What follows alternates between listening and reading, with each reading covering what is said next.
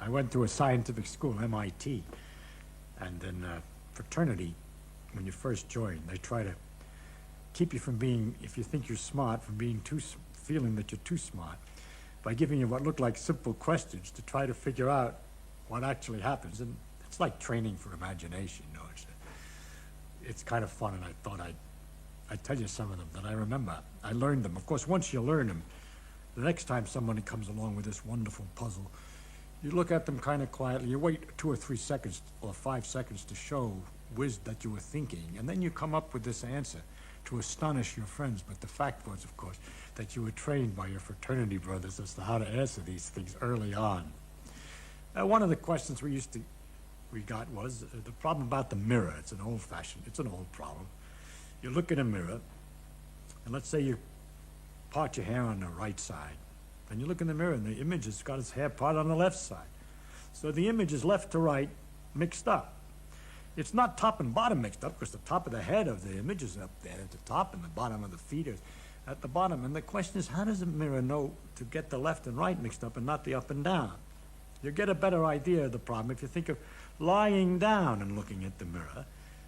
All right, your hair is still on the left side, and now the left and right was the up and down, whereas the up and down, which look okay, was the right and left before. And the mirror somehow figured out what you're going to do when you're looking at it. So to describe in a sort of symmetrical way what a mirror does, that it doesn't look lopsided, that it takes left and mixes it up with right, and it doesn't do the same with up and down.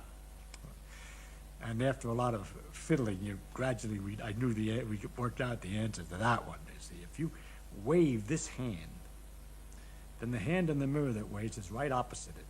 The hand on the east is the hand on the east, and the hand on the west is the hand on the west, and the head that's up is up, and the feet that are down are down. Everything's really all right. But what's wrong is if this is north, your nose is to the north of the back of your head, but in the image, the nose is to the south of the back of the head. So what happens really in the image is neither the right nor left mixed up with the top and bottom, but the front and back have been reversed. You see, that which is the nose on the thing is on the wrong side of the head, if you want to. All right?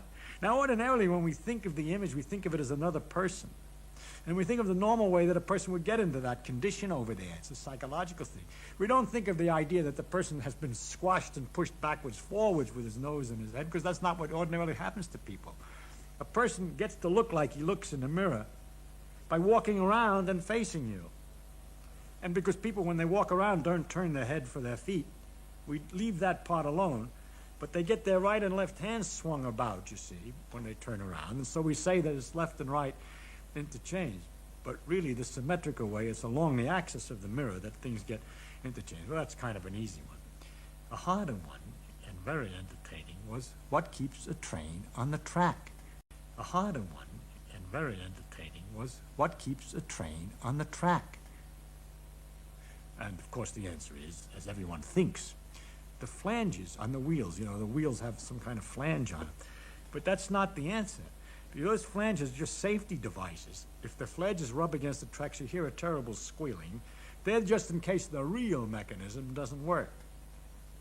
There's another problem with trains that's connected to it. People all know this about their automobile, that when you go around a corner, the outside wheels have to go further than the inside wheels.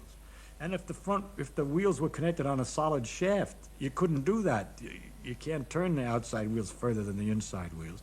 And so the shaft is broken in the middle with a gear system which is called a differential. Did you ever see the differential on a railroad train?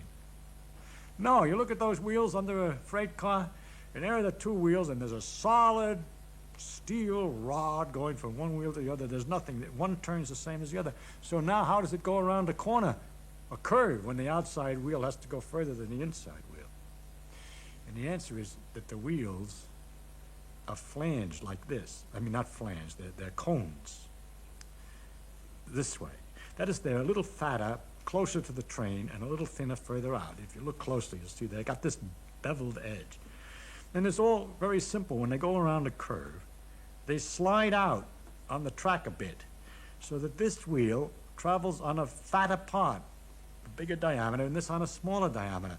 So when they both turn one turn, this swings further than the other. And that's what keeps it on the track also the same way. Suppose a train's running along on this thing, on the track, and the track's here and here, and the two wheels are exactly balanced, and it's nice and even. Suppose accidentally it gets a bump or something and slides out this way. Then this wheel is on a bigger circumference than this one, but they're on a solid shaft. So when it turns once around, it carries this wheel forward relative to the other and steers the train back on the track. Of course, if it gets too far off on the other side, it goes back and forth, and it stays on the track because the wheels are tapered and the flange is safety. Well, we had a lot of stuff like that we had to learn, to get straightened out before we could become full-fledged members of the fraternity.